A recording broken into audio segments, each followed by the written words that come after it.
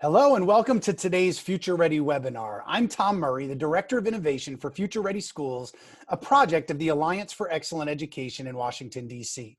Future Ready Schools is a collaboration between the Alliance and a vast coalition of over 60 other national and regional organizations.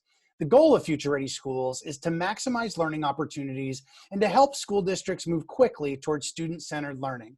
The effort provides districts with resources and support to ensure that local technology and digital learning plans align with instructional best practices, are implemented by highly trained teachers, and maximize learner-centered experiences for all students and particularly those from traditionally underserved communities.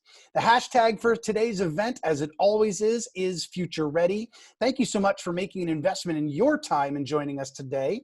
I'm going to be your host on this webinar on Leading for Sustainable Change, a Future Ready Roadmap for Success.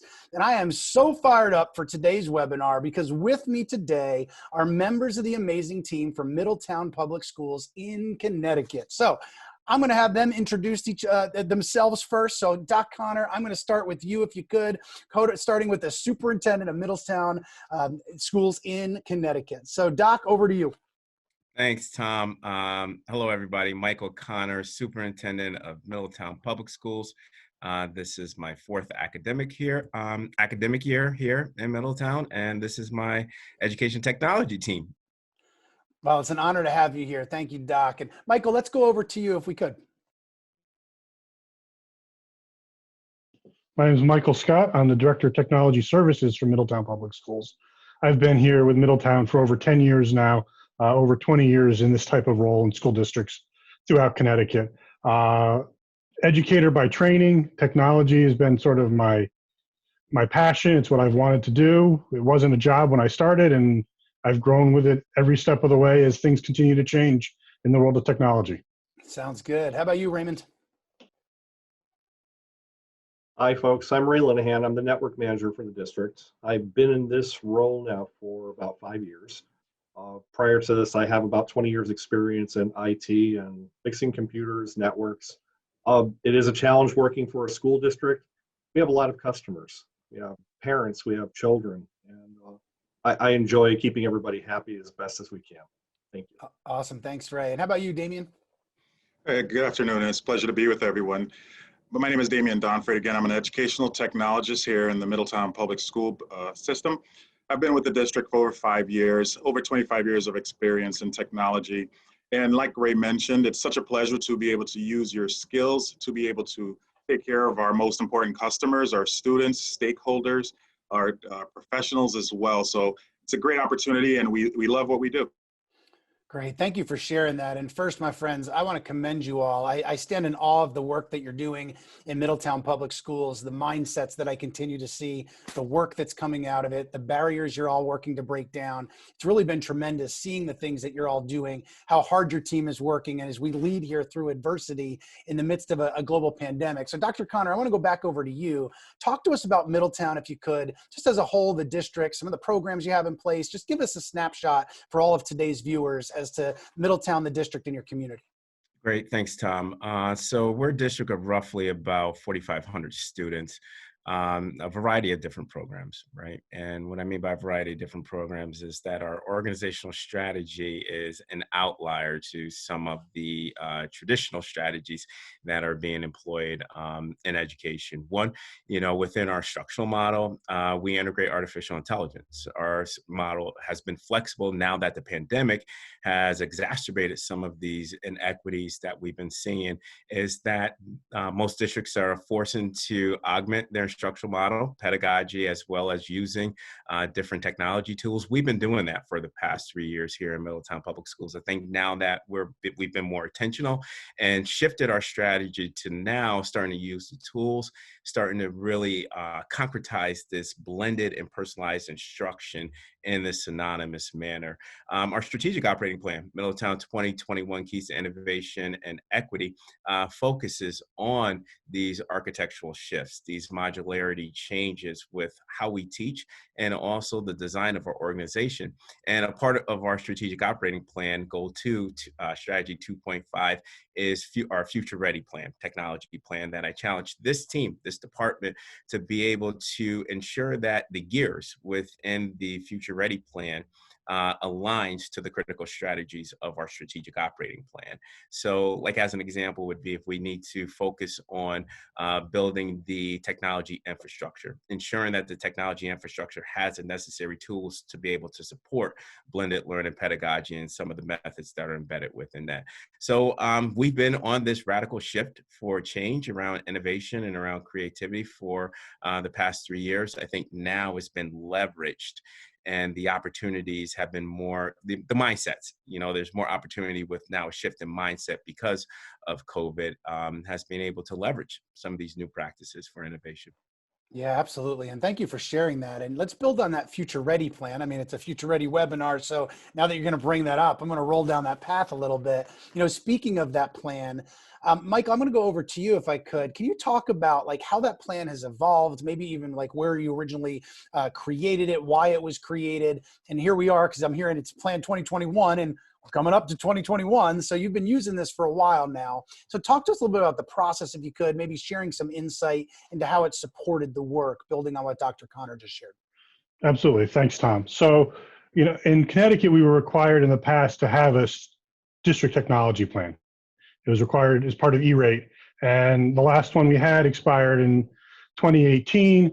We were looking at, okay, it wasn't required anymore. We needed something to do to sort of keep us aligned, keep us moving forward. When we were getting ready to do that and start looking at it, Dr. Connor came on board, and knowing what his previous district had a strategic operating plan, we sort of kept looking at Future Ready as a possibility for building our technology plan, and sort of waited for this district strategic operating plan to develop, because we didn't want to develop a technology plan as a sub-plan of the district strategic plan without having the district plan first. So we started with that. We liked the Future Ready, the template, all the resources that were out there. We worked through it. We had some working groups that answered some of the questions and went through some of the focus questions. We did surveys that were all built into the system, sort of help figure out where we were going. By the time we started circling back around, some of the ratings that were given to us by the system, actually people weren't giving us internally enough credit for where we really were. So we had to sort of modify and adjust as we went on, and sort of started building our plan and looking at our Future Ready plan.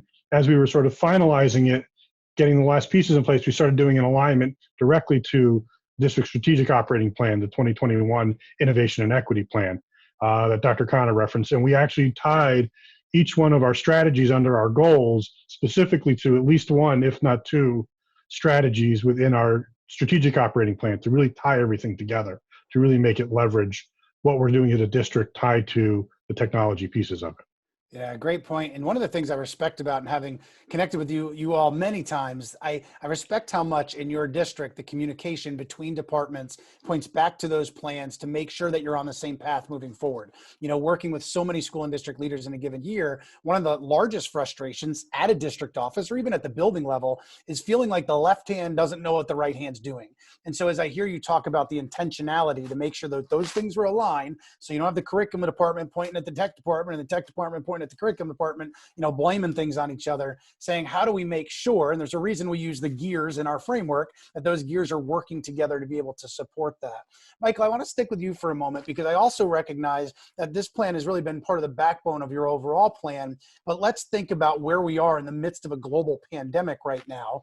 I know that you all created the re-entry, getting back to innovation and equity plan, thinking back to the spring, COVID shuts us down. How are you planning for technology, as you really looked for the students to come to school? I mean, here we are filming this just a couple, a month and a half in after school year started. Talk to us about the process that's evolved since COVID, shutting it down, just to see where you are now with technology and maybe how that's evolved throughout the pandemic. Yeah. So it was a very quick change for us. We started handing out devices to every single kid, the day we were shutting down, getting everyone ready, getting everyone online, making sure we had access for people wherever they were, making sure every student had a device, making sure that they had a device even when it was broken. So One of the things that we were able to leverage with that is our meal distribution sites. Those were also our technology swap out sites. So even if families didn't need the meals, they'd be going to the meal site to pick up their device swap, get their device, pick up some meals while they're there. That was a huge thing that we were doing as a district, was serving food to all our families throughout the early part of the pandemic. And then as we continued developing and started planning our reentry plan to start back to school for September, we started just creating a list and coming through all the things that we needed to do as a technology department to make reentry possible, make it possible for our students to get back into school, our teachers to get back into school, try to get back to some sense of normalcy. And as we did that, and we were finalizing the plan, we were going back through our list of all the different things that we needed to make sure we covered. And then we started looking at the gears, bringing it back to the gears of our future ready plan. So we knew what we needed. We wanted to make sure we covered every gear. We pretty much did. There was one or two where we needed to go back and revisit it, but we wanted to make sure we aligned again with the gears of our future ready technology plan, what we were doing for reentry, trying to make sure that we use that plan for everything that we're doing as a district, going back to it, knowing where we're looking to go in the future, making sure we're being very strategic on where we're going. Yeah, and what I love about hearing about your response when you have a technology department talking about feeding children in their community, you know that folks are on the same page moving forward. Doc Connor, I actually want to go back to you. I want to build off something if I could. In looking at the plan, equity is mentioned directly in the title. Equity has been mentioned in this title. It's not some new concept. We're not just checking off a box. I know about you and I can call you a good friend, and I'm proud about that. I know equity is core to your beliefs as the superintendent, core to your lens that you see all the work. Talk to us if you could.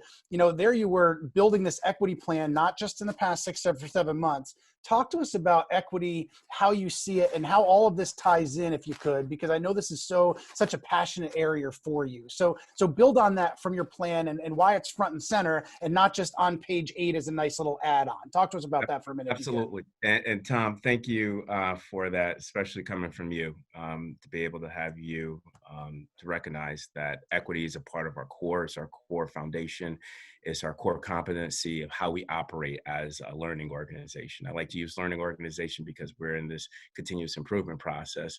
But when we look at equity, right, I look at this kind of like a multivariant manner, specifically in the context of not just being able to disrupt current systems, current structures and systems, where you see this steadfast inequities within, whether it be student achievement, whether it be the preparation gap, whether it be opportunity gaps that we're trying to dismantle or deconstruct, but also mindset, right? We always talk about that we can build the hardware of an organization, the programs and the systems, but it's the software, it's the culture, it's the climate, and it's our courageous conversations around equity, our equity circles that we have within the district, our ability as a collection or this focused entity around stakeholders within this ecosystem where we're able to feel comfortably uncomfortable to talk about race, social justice issues, and what we can do to curtail, whether it be fragility or privilege in classrooms, so that everybody has this level set of higher expectations for student outcomes. And, that's multi-pronged. Right. And it's sometimes very difficult for districts or learning organizations to move in that direction, not only just from having the hard conversations as an organization, but also to dismantle some of the batched industrialized models of education that we see in order to create opportunities for our students. And again, when we talk about pedagogy, right, and the gears that are embedded within our Future Ready, our plan is more on this lines of personalization, meeting students where they're at and being able to address instruction at their zone of proximal development. So I think that, when we look at that, how we addressed it in the pandemic, where we eliminated the digital divide, every single one of my students had some type of technology in hand. Every one of our students had access to their teachers during the pandemic because we distribute access points. So students will be able to have access to technology. And Michael spoke about it. We underscored 175,000 meals. So essential needs are met. So our equity lens is all over. And, one of our foundational questions is this best for students? And if the answer is no, we got to be able to change our practice. Yeah, and I knew the moment I asked you about that question, and just like I witnessed, I knew your passion was going to start to come out here. And it's been core to your work there in Middletown. And, one of the things that I continue to say and really believe, as we look at the pandemic, equity has really become to the forefront. And a lot of places, finally, it's now on the front burner. But I also want to be clear and say, that COVID didn't create equity issues. It amplified equity issues that have always existed. And I think it's a really important mindset to look at it that way. And kudos to your plan that recognized this, before March of 2020 and say we need to break these pieces down. So I do want to take a moment to remind our viewers that the hashtag for today's event is Future Ready. And Damien, I'm going to come over to you next with a question. Besides being part of the technology team, you, my friend, are also a parent in Middletown. How do you see this plan supporting students with an innovative and equitable education? Now, I'll preface that with saying, I'm a dad. I've got two ones that go to, I'm in a great district like you all there as well, but it's a different lens. So put that parent hat back on there as well and talk to us how you see it through your role, but then also as a dad. Yeah, and thank you for that question, because as an employee of the Board of Education, obviously the passion that you have, and that's why we work for this Board of Education, our skill set is what it is, but we need to apply it in a way that brings to the fore what we really love, and that's serving our most important customers, as I mentioned earlier. But speaking as a dad, as a parent of a fifth and a sixth grader in our district, I really had to step back a little bit, knowing what it is, the work, the hard work, and the labor-intensive work that we've put, the planning that we've put in place to be able to satisfy the needs of our children in an equitable fashion. I really had to sit back and watch how it was really going to correlate or relate to my particular children, being selfish for a minute. And sitting back and watching, I just think the plan, using our Future Ready plan and coupling that with the SOP that we've used, it's incredible to watch it work, because what happens is we actually made, like Michael Scott brought out, we made sure that every child had the devices. And this was not, like you said, March of 2020 to now. This was prior. Our one-to-one device policy that we came up with was 4 or 5 years in the making, and it was already in place. So it was almost seamless to get it to the point where our young ones who were going to be home learning back from March to June, completely distance learning. It was so seamless. And watching how not just our department, the technology department, but watching how the teachers were able to leverage the assistance we lent them from the technology department, watching how the continuous cycle worked. So for us, we came out and we said, okay, great. We came up with our plan, right? We instituted Future Ready, great. How it ties into 2.5 of the SOP, excellent. But then what do we do next, right? So as a parent looking at it, I'm saying to myself, this makes all the sense in the world, because we've planned, we've looked at it, we went through, we analyzed, we've made changes, now we're back again. And it's a continuous cycle of what we're trying to do. So I sit back and I say to myself, what am I seeing as a parent? And hopefully it resounds with other parents as well. We are satisfied with the equity lens that Dr. Connor's vision has brought to the forefront, because every child feels important. Every parent feels important. We are there for the needs of everyone in our district. And it just, like, I could talk about this for hours. It just brings me so much joy, and it emboldens that passion that I have in wanting to do the best that I can for our students, our families.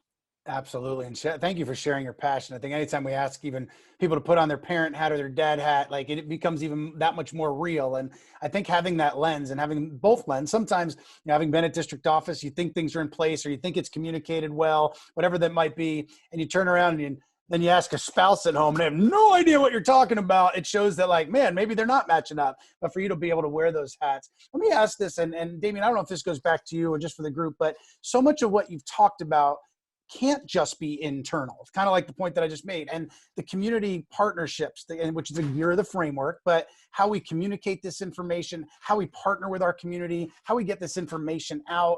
What did y'all do in that area? Because I know sometimes we look at that as kind of just this one directional share of information, but to really engage our community. Damien, I don't know if you're the best person for that, or you want to kick that off, or somebody else, but what's that look like? Yeah, I can take that one. So what we did at the beginning of COVID was we went ahead and we launched the webinars, which we held, which was a way of us, right? So I took the lead in, as far as being on screen, to be able to reach out to parents. So we have over 4,500 students. We had numbers of over 6,000, 7,000 parents and or guardians who came onto our webinar. And it was really nice because what we did was we broke it down to the basic, basic unit, as it were, right? This is how you maybe turn on a Chromebook. This is how you turn on an iPad. This is how you'll connect your iPad to the network.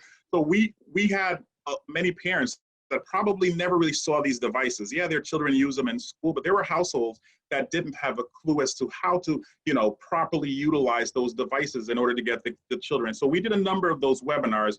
The feedback was really incredible. Our outreach to our community was something that was very important to us, right? So we coupled that along with the plan that Dr. Connor and his vision had for us, and it just seamlessly worked, right?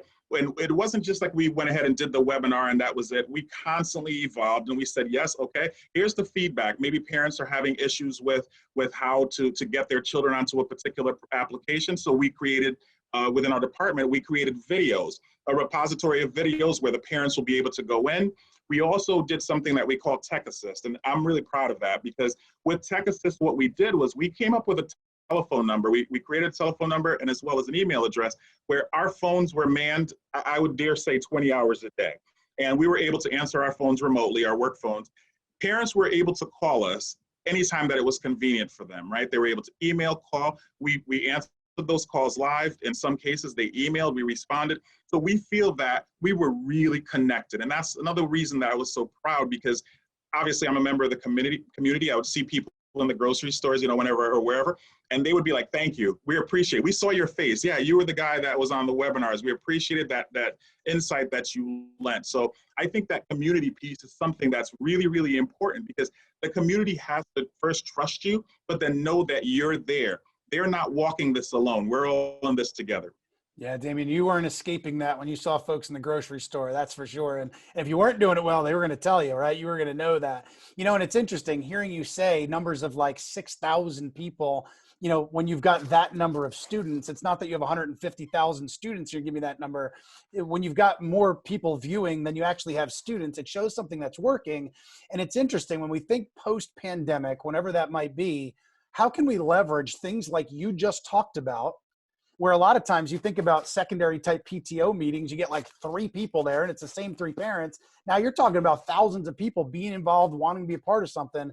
So post-pandemic, it's gonna be interesting to think about how do we leverage some of the things like you just shared that you're doing that obviously is a way to connect and still continue to do the best of what we can do in person in those pieces there. So Ray, I wanna jump over to you for a little bit in knowing your background here and what you're doing from a networking end. Now we have a full strand for tech leaders that often have backgrounds just like you.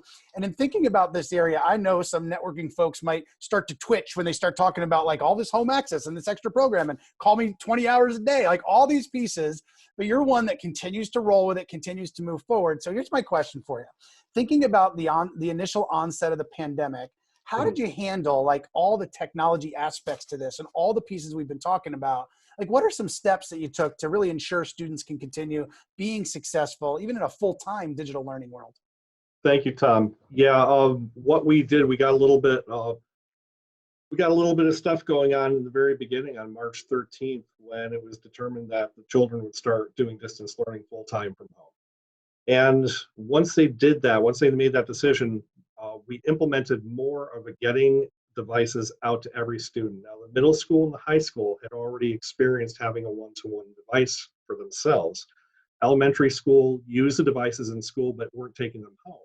So we made sure that we went through every school, we gathered all the devices that we could, and we made sure that we put one in every student's hand. And that's going right down to the kindergarten and first graders with iPads. So we worked feverishly on that. And to embellish a little bit on what everyone has already talked about, we were actually able to utilize Tech Assist and utilize the phone number that we created so that when parents did call in, we could have tried to eliminate some of those issues for them on the phone.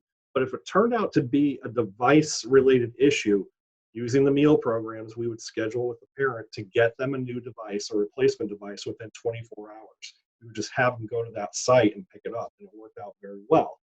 Now, there were some issues where some of the students and their parents would complain that they had difficulty connecting. Internet was slow at their house. And what the district did is it worked out with Comcast to actually get parents to have Comcast, to get it in their homes at a reduced price. we also provided hotspots that would also help the students be able to log on, connect with their teachers, connect with their classmates. It worked out really well for that period. From the inside network portion of it, doesn't really have a lot of bearing on it, but we have made some improvements internally with CEN is our internet provider. We've opened up our bandwidth to a 10 gig connection with them. So in between all the schools, we've increased our bandwidth. So now that the kids are coming back and all the devices that we have, like the high school, we just received a donation. I'll let Dr. Connor speak a little bit more about that, but we received a donation from the state of 1,300 laptops. Now, all those laptops need wireless connectivity, and bam, every kid has one in their hands, but it's working. And during the pandemic part itself, before they had these devices, we would do our best to make sure that we can get the devices out to them as soon as we could. We actually made a daily task with all of our members of the team that we would rotate through the days and we would deliver devices to everybody. And it really worked. It helped reduce the frustration that the parents and the students felt. Hey, that's great. Thank you for sharing all of that. And Dr. Connor, did you want to build on that at all? Oh, sorry. Yes, I participated, or not participated. I was chosen by Governor Ned Lamont when the pandemic started to be on his initial task force. It was called the Learn from Home Task Force, and it was a collection of superintendents and myself in partnership with members from the State Department of Education, the state of Connecticut. And what we did was, in partnership, or the Dalio Foundation and the Newey family, there was a distribution of laptops as well as supporting resources for students within the 33 Alliance districts. So we are a part of the Alliance districts, and what we did was we separated the distribution by cohorts. And since we were a one-to-one cohort, obviously with an equity lens, we were the last to receive the distribution of the laptops. So the bigger districts in Connecticut, i.e. the New Haven and Hartford and Bridgeport, were part of the first distribution because of need, obviously. And through the partnership that we've had, being a part of that, of the task force, really broadened my lens around equity, looking at the immense needs and some of the foundational gaps that we've seen in the state of Connecticut. And, just with the partnership that we had with the Dalio Foundation, the Newey family, state of Connecticut, Governor Lamont, for identifying me to be on his task force and to create or dismantle or deconstruct these inequities within the state, just to be a part of that during the most horrific experience that we've ever experienced in our lives, to be able to provide opportunities for students was such a great honor. And just looking at it from a broader lens from this seat right here. So yeah, we received the gift. All of our students right now, Michael and team could be able to tell you the model specifically. I'm not a czar in that area, but we received laptops for all of our students. Wow, that's great. So this is going to be the first ever interruption of a broadcast to make an announcement about the team that we're on live with right now. And so many of you that are, as our viewers, may be aware of the Alliance's, the Alliance for Excellent Education, our home organization's diverse photo project. We really believe at the Alliance, it's a moral imperative to utilize diverse images in our work as educators, whether it's in newsletters, on our websites and presentations. That inclusive aspect of all things is core to the work that we do.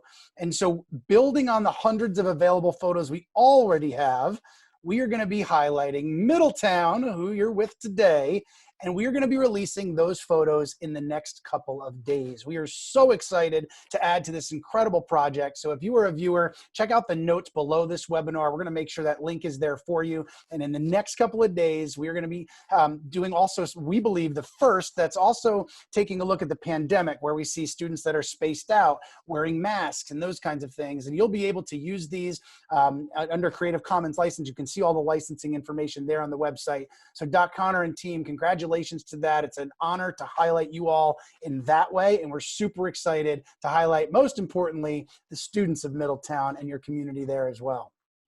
Thank you, Tom, for that. We're really appreciative. And moreover, just thank you for the support your guidance, your leadership at a national level, bringing that level of equity specifically for our kids.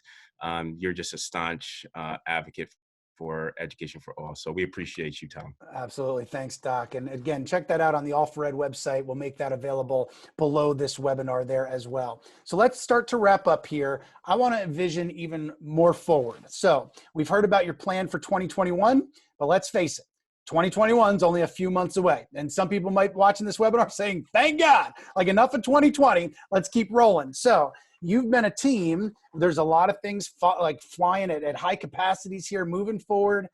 What's next for you all? Because let's be real, some folks that are watching this, if I'm watching this as a tech director or superintendent, I'm probably thinking, wow, like they've got a lot of stuff together that we've got to work on. So let's take a district, and there's no perfect place. That's not how we're framing this. Let's take you all. What's next for you? Like, what's that next level of planning look like? Give us a glimpse into that, if you would. Doc, let me go back over to you. Yeah, 2024. Tom, we already started our crowdsourcing campaign because we want to be able to generate ideas. We have this this ideology around co-create, right? Co-innovate. And one of my professors from Harvard, Kareem Lakhani, always would say the wisdom comes from the crowd, right? And we're using the crowd to get feedback, how we can improve our practices, how we can improve our systems design. Because if you think about the title of the first strategic operating plan, or the SOP that we're implementing now, Middletown 2021 Keys to Innovation and Equity, unlocking. So this was just the unlocking the innovation. Now we've unlocked it, this 3-year process of really disrupting and creating or exploiting and exploring new ideas around how we leverage equity in a strategic manner. This time, 2024, we're calling elevating innovation and creativity. Because now innovation has to take another level of what we're calling applied creativity, imagination around some of the most persistent problems that we face in education. So even though we unlocked it in 2021, 2024 is going to elevate our practices. And I already talked to my team that, and the learning organization that, if we really want to close opportunity gaps, if we really want to close achievement gaps, or if we really want to ensure that our students are kindergarten ready by putting an intentional focus on early childhood education, we have to collectively elevate our practices to become better. And we're going to do that, right? And it all starts with relationships. And we have to deepen our relationships as a core entity. We have to broaden our network effects so that our relationships go beyond just the education ecosystem. And we really look forward to that, because I think that we can be able to elevate our practices to meet the new mandates and the demands of 2024, our SOP, our next iteration of it. All right, so one final piece here to narrow it down, kind of round robin if we could. We have hundreds of people watching today. Each district team really has their own reason for investing their time and hearing your story today and why they signed up to watch.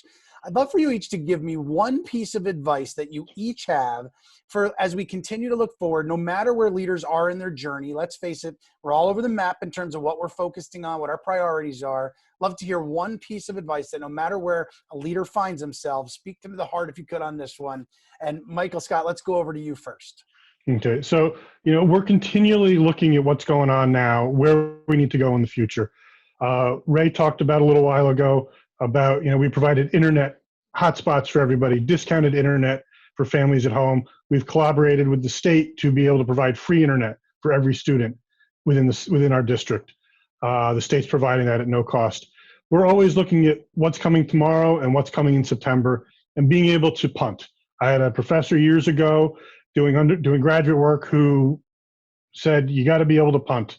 And I've used that term for years and years and years, back to the beginning of when, we barely had internet in the classrooms. Oh, the internet's not working today. What are you going to do? Well, you got to punt. You got to be able to adjust your lesson plans no matter what on a dime. So it's punt. Dr. Connor likes to use the word pivot, making sure we're looking at what's coming next, what's coming down the road short term as well as long term. One of the pivots and punts that we did in the last 4 weeks is, we were looking at what the teachers need and what they need to be able to be successful with what they're teaching. And we decided we needed to get teachers mobile devices. They don't all have a mobile device. Some of them have Chromebooks, some of them don't. We started talking about getting devices for them. We looked at laptops. We were talking about that for a little while. Then we had a sort of an idea. Let's try the Surface Pros as a different type of device, looking for the future. The laptop's what we need right now. The Surface device is what we need for the future. We actually highlighted a teacher in a newsletter that we do with part of the technology department, and the teacher didn't want to be the highlight because her success was due to having one of these Surface tablets because of the special program that she teaches in. So we said, you know what, let's highlight you anyways because we're getting one for every teacher. So by putting that in there, it made it an even better way to announce it to the staff that they're getting this. It's just been looking at what's next. We've had conversations within our team, what September is going to look like. We have conversations about what tomorrow is going to look like. We're always having these high-level discussions, trying to figure out what's next, short-term and long-term, and being ready to punt on a minute's notice. March 12th, we didn't know. We had one plan. March 13th, it was different. We punted, and by everyone being on the same team, we're not a department, we're a team, and we work together and we make it happen. That's awesome. Love that. Love the vision of that. And I will tell you, as a diehard New York Giants fan, I'm used to the whole, it's time to punt, because I feel like in football, it's all we've been doing. So anyway, I love that analogy. I think it's brilliant. Might not be for my favorite football team, but for your world, that is a brilliant analogy. Love that. Ray, let's go over to you, my friend. Give us a piece of advice if you could. Thank you, Tom. So just to follow with the theme, pivot, punt, thinking outside the box. Many times I've had to normally attack something with my skill set and trying to help somebody fix something or work through an issue. But lately I've been understanding more about thinking from the other person's point of view and putting myself in their place to understand where the problem is coming from, how it exists for them. Because something that might be happening to them may not be happening to me, and I may not get the full concept. So thinking outside the box, just try to work through the issue, do your best to ask as many questions as you can. This isn't something new to everybody that's watching this. They know, they do it, they do this every day. That's just my little piece of advice. I love that, Ray. And I'd call that an empathy lens. I think that's some powerful words there. Damien, how about you? Yeah, thank you, Tom. And to give you a plug there, I mean, not just being future ready, but administrators out there, of course, they have the passion, they have, the love and the desire to make sure that their children are getting, or their students are getting the best. But to me, word of advice, or if I had to lend something, I would say in every decision that you do, you may have heard this before, do it for the babies. Do it for the little ones, right? Dr. Connor smiling. Do it for the babies, do it for the little ones, because there are going to be situations that Mike said that arise. And my saying is always rise above, right? You always want to rise above whatever it is. So being able to be at that, let's say 30,000 feet, and you're taking a scan of what's happening, whether it's now, and obviously you need to scan for the future, you're able to make plans. You're going to have to pivot from those plans. You're going to readjust, plan again, and it's going to be a continuous thing. So that's what I say. Do it for the babies. Make sure that they are the most important, because after you do that, or when you implement that, you will be doing it for the right reasons. Doc Connor, you have an incredible team, and anybody that's watching this webinar sees that. They might be a little bit envious of you right now and hearing these other three and speak. Let's wrap up with you and a piece of advice. Talk to our superintendent colleagues out there, those people that are under the gun just like you are and just battered back and forth with everything going on right now. Talk to them from your heart. What's a piece of advice you have for them? Yeah, and very, very grateful for my team. Obviously, I challenged them with these very really high expectations, right? But we can talk about the lean approach, the agile approach, product development and the stages within the product development and stage design process. All of that is great, but you have to look at it from self-care. Right. And I think that's an element that we have to really focus on and be intentional with, of what are we doing with ourselves to take care of ourselves during this time within the midst of a pandemic. Being able to find time to reach out to your families. And I'm talking about reach out to family members of your own family. Obviously, you're going to reach out to your families, but reaching out to the people that you love, ensuring that you have time with the people that you love, leaving the cell phone alone that has the email attached to it for one day and spending time with your kids. because obviously, you know, we work so hard that we work for other people's, right, families, other people and our students, but sometimes we forget to take care of ourselves and to take care of our family. So self-care, whether it be jogging, whether it be meditation, whether it just be time alone by yourself with no radio, make sure you find that time to be able to have that independent mental time for yourself, or be in that mental space so you can just regroup, because we need you out there. We need great leaders to continue to push for our babies, as Damien as phrase, we like to use that term in Middletown Public School. We do it for our babies, but in order to do it for our babies, our students, and our families, you have to find that element of self-care. Some incredible words of wisdom there, my friends. It's been an honor to connect with you during this webinar. I thank you all for that. I do also want to remind our viewers that information on Future Ready can be found at futureready.org. We encourage you and challenge district superintendents to join over 3,500 others like Doc Connor that have signed the Future Ready Pledge. I also want to remind our viewers for our newly released free virtual workshops and summits for district leaders, principals, instructional leaders, and librarians coming up. You can find all of those at futureready.org/virtual. Make sure to connect with our Future Ready on Twitter, Facebook, and on Instagram there as well. Also, you can find out 4 different podcasts on futureready.org/podcasts.